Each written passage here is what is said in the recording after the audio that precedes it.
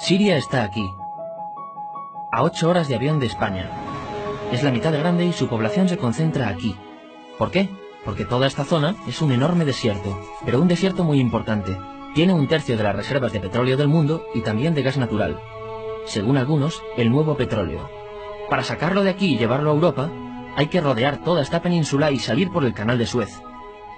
Como te puedes imaginar, aquí te cobran. Pero hay otra manera más fácil, la línea recta. El que controle estas tuberías las puede abrir y cerrar, como un grifo.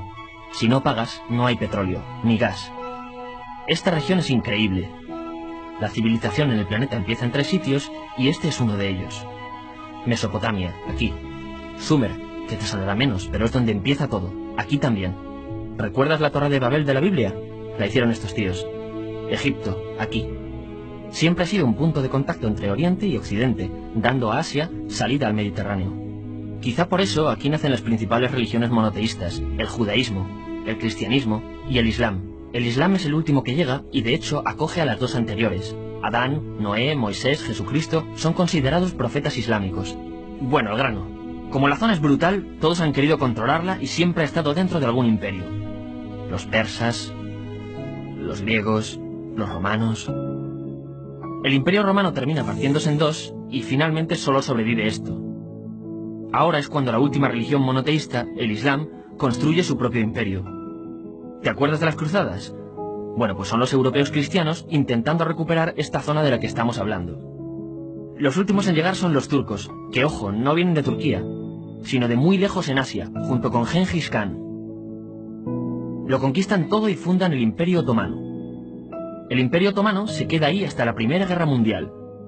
600 años. Cuando acaba la Primera Guerra Mundial, aparecen pequeños países donde antes estaba el Imperio Otomano. Y por primera vez vemos a Siria en un mapa. Hasta ahora la habíamos dibujado para no perdernos. ¿Y quién se inventa estos países? Bueno, lo que te voy a contar es alto secreto. O lo era en 1916. Este súper secreto se llama Acuerdo de Sykes-Picot. Los franceses y los ingleses no podían derrotar solos al Imperio Otomano. Solo podían si les apoyaba la gente que vivía dentro. En su mayoría árabes. ¿Cómo se los ganaron? Pues les prometieron la Gran Arabia, un país solo para ellos. El único problema es que era un timo. Antes de seguir, recuerda una cosa. Los árabes son un pueblo, pero no una religión.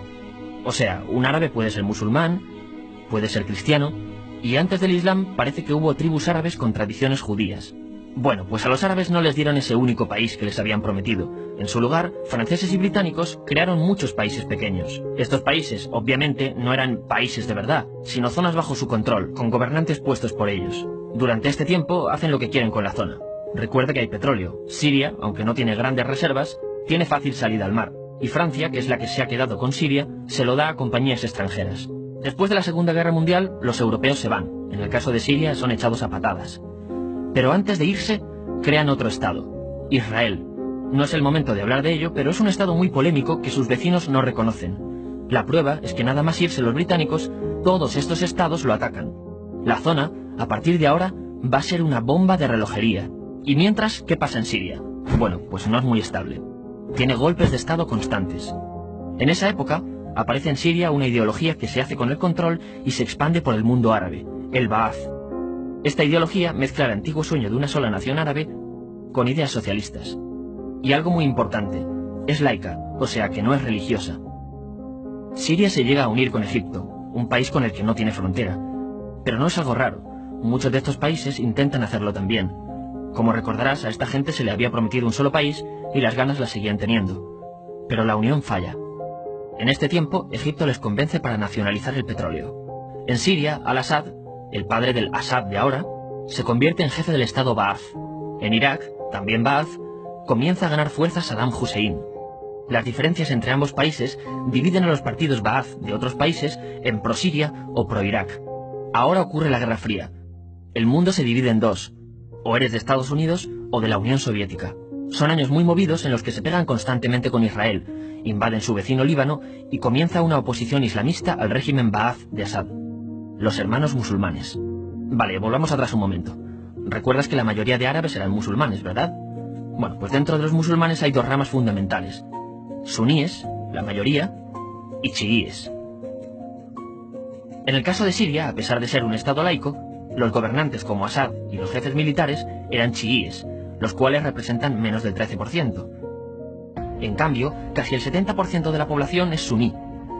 Un dato curioso es que los cristianos son casi el 10%. Que los chiíes controlen el gobierno y ejército mosquea a la población suní, y ese sentimiento es aprovechado por los hermanos musulmanes, islamistas radicales suníes. Estos toman las armas en la ciudad de Hama, en contra del gobierno, y Assad acaba con la revuelta a costa de matar miles de civiles y encarcelar a mucha gente. En el año 2000, Assad padre muere, y le sucede Assad hijo. Ante las presiones, libera a muchos presos, trae internet y esperanzas de cambio. Hay un periodo de gran debate político y aparece la oposición. También vuelven los hermanos musulmanes. Los siguientes años son difíciles. Arrestan a la oposición. Y Bush incluye Siria en el eje del mal, y esto la aísla. Está mal visto negociar con Siria. Los kurdos, un pueblo que vive repartido por varios países de la zona, comienzan a protestar también. Hay represión y muertos. En 2011, te sonará esto, ocurre la Primavera Árabe. ¿Qué es esto? Bueno, es una protesta que se va propagando por todos los países árabes pidiendo más democracia. Como ves, el mundo árabe, a pesar de estar dividido en países, tiene tendencias generales. Cuando llega a Siria, Assad hijo termina usando el ejército y en los enfrentamientos mueren unas 1000 personas. Los enfrentamientos irán escalando hasta que se conviertan en guerra civil. No hay un momento exacto de inicio. Lo importante es que hoy en día hay numerosas facciones en juego. Vamos a verlas. Pero primero piensa en que todo está dividido entre chiíes, la minoría, y suníes, la mayoría. Chiíes, y además laicos, o sea no religiosos, son el gobierno de Al-Assad. Controla todo esto, que si recuerdas son básicamente las zonas chiíes del país, y está enfrentado al resto. También mayoritariamente laico, pero suní, es el Ejército Libre de Siria, o FSA en inglés, junto con el Frente Islámico, que es religioso, y otros 70 y pico grupos más, forma una coalición que la prensa llama simplemente la oposición.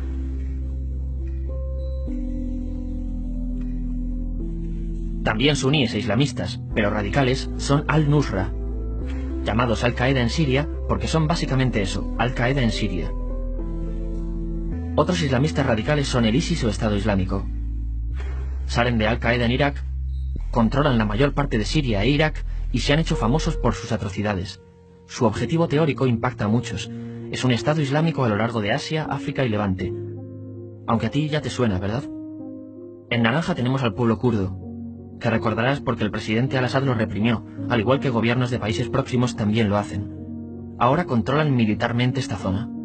Antes de terminar, repasemos los apoyos internacionales a fecha de octubre de 2015. Las fuerzas de Al-Assad son apoyadas por Rusia, que ya tenía base militar en el país antes del conflicto, Irán y China. Todos son países de lo que Europa llama Oriente. En contra de Assad, apoyando a la llamada oposición, luchan Estados Unidos, Turquía, Francia, Gran Bretaña y Arabia Saudí. Podemos terminar con algunas conclusiones. Te advierto que esto ya es pura opinión. Si recapitulamos, vemos que la región es estratégica. Por su situación privilegiada, todos la quieren. Siria siempre ha estado bajo el paraguas de grandes imperios. Piensa que hace 100 años la actual Francia era Francia. Gran Bretaña era Gran Bretaña. Pero es que hace 200 también, y hace 300 también, y hace 400 también. En cambio, Siria solo es Siria desde hace menos de 100 años, y solo se gobierna a sí misma desde hace poco más de 50. Además, jamás decidieron sus fronteras, se las impusieron. Europa dividió Oriente Medio a su antojo para controlarlo, diseñando países sin tener en cuenta su población.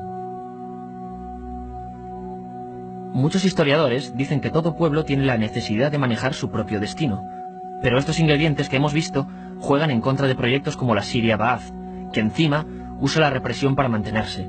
En última instancia, lo que producen es una guerra civil.